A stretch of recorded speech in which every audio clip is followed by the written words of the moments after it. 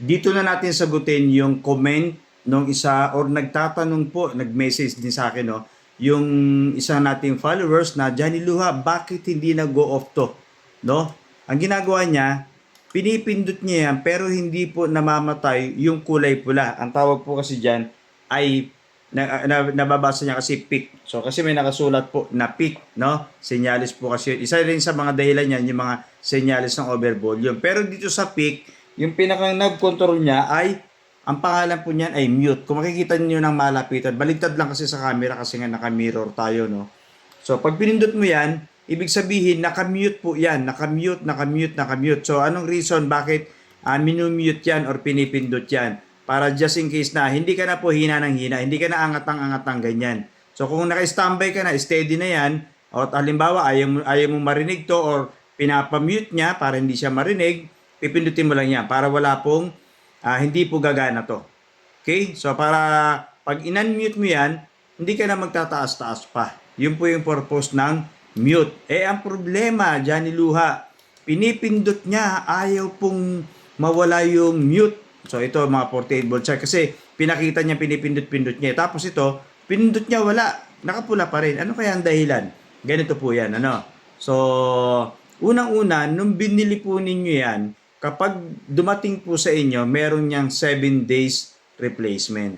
So, kahit naman po saan yan, na saang social media. Pero dito kay TikTok, meron po tayong 7 days replacement. Pangalawa, kung umabot man sa inyo ng, sabihin na natin, 1 linggo, 2 linggo, 3 linggo, or 1 buwan, at na ganyan po, unang-una dyan, hindi natin alam kung paano po ninyo ginamit. So, hindi naman natin mahusgahan, no? Kasi nga, hindi naman natin alam kung paano ginamit, hindi naman natin nakikita.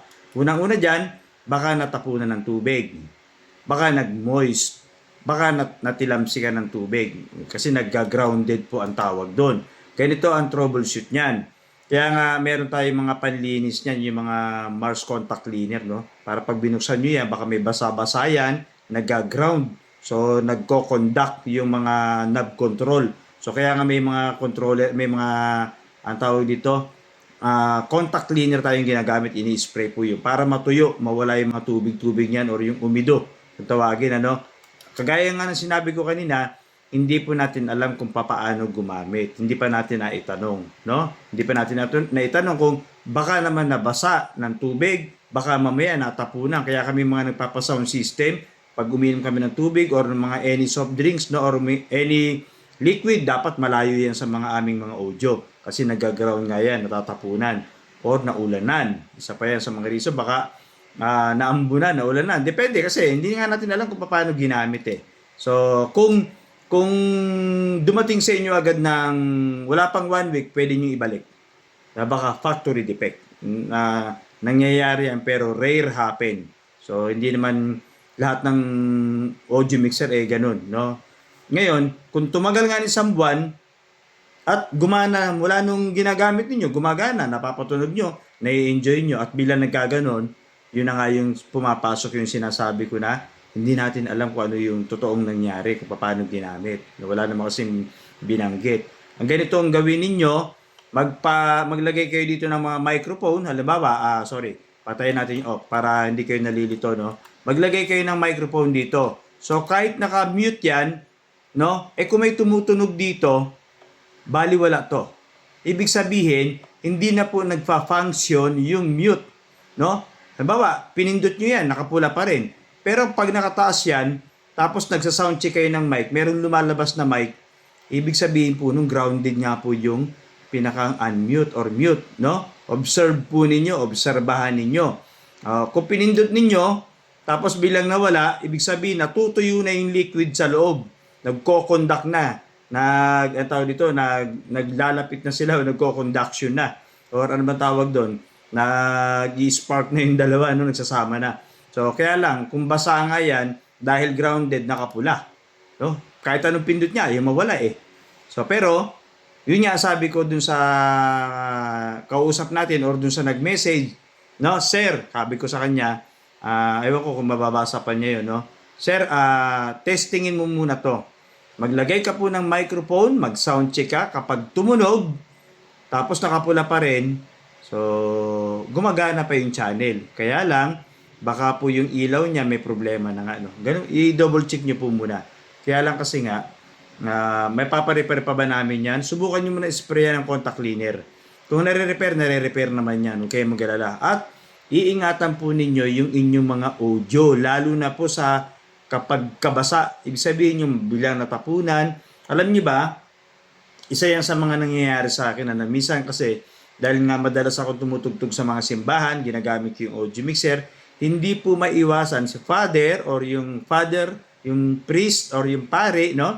Nagbabasbas, no? So, ang ang ginagawa ko diyan, meron ako laging dala na parang tela na pantakip kasi hindi naman talaga maiwasan yun, ano? Meron akong tela na kapag nagbabasbas ng si father, tinatakpan ko na yung mga audio equipment ko kasi tubig po yun, holy water yun, no? So, siyempre, baka pumasok dito, pumasok dyan. So, magkakaroon ng grounded, masisira po yan, no? At kung kayo, halimbawa, sa bahay ninyo, nagkakasiyahan kayo, nagbibidyoke kayo, at nagtotoma-toma, no? Eh kung malapit sa inyo yan, baka huwag niyong patungan yung pinaglalagyan nito. Baka mamaya matabig. Baka mamaya nagva-vibrate yung pinaglagyan nyo tapos may nakapatong. So, natapunan. Kaya nga hindi natin alam kung papaano ginamit. Hindi natin masabi na kasi kung ngayon lang nasira pagdating sa inyo gano'n na. Pwede niyo na agad ibalik automatic.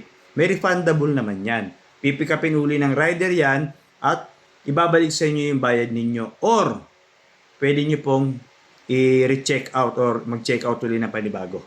No? Pero pag lumampas ng 7 days or buwan mo nang ginamit, so, magtataka na rin ang seller. Mabo-void na yung warranty. No? Mabo-void na yon, baliwala na yon. Kasi, ang ikakatwiran ng seller or nung, halimbawa, si TikTok or sa mga iba't ibang social media, 7 days na nakaraan, yun po yung policy. No? Then, sasabihin niya nung seller, bukod sa wala na yung policy or yung period ng warranty, hindi namin alam kung paano mo ginamit sa loob ng mahabang panahon. So, sa loob ng isang buwan, hindi namin alam. Pwede na kayo pong questionin kasi hindi naman nila kayo kilala ng personal at hindi nila nakikita kung paano po ninyo ginagamit. Sa akin, madalas yan kapag may nagre-renta. No? Minsan, nagbabasaan sila ng wine. So, sobrang nag-i-enjoy, nag-aalog ng wine. Tapos, pinupuslit ng ganon. Hindi nila alam may audio na nakalutang. Kaya kami, kapag ganyan ng mga event po namin, lagi ako may naka-reading tela. Just in case na may mag-enjoy man, magka-sprayan man ng wine, alam nyo, inaalog yun, tapos pupuslit yung, no? So, yun po nangyayari. Isa yun sa mga reason.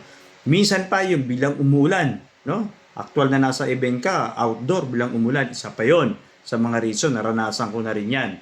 So, kaya dito ko po ginawa ng video ulit. Ginawa ko ng video para po malaman po ninyo yung isa po sa mga reason, no? Ito po yung ating new box. Ang ganda-ganda po ng new box na ating audio mixer. Combo pa yan. Madaming effects. Tapos, USB at Bluetooth, no? Ang dami na po naging umorder din po nito na ating new box na ating audio mixer. At nakikita nyo naman po sa aking mga event. Isa po ito sa ginagamit ko. Ito nga, may ukaya, no? Dito ko pinapatong yung tablet ko para kaharap ko mismo, no? Okay? Sa mga, magkano ba yan, Johnny Luha? Sa may mga nilalagay akong link, no? Sa TikTok natin, pwede kayo mag-check out. Sa ibang link natin, pwede nyo pong tingnan yung link, no? So, ito po sa Yellow Basket natin sa TikTok. Pwede kayo dyan. Okay? So, okay, sana nasagot ko na naliwanagan po yung nag-comment po. Johnny Luha po ito.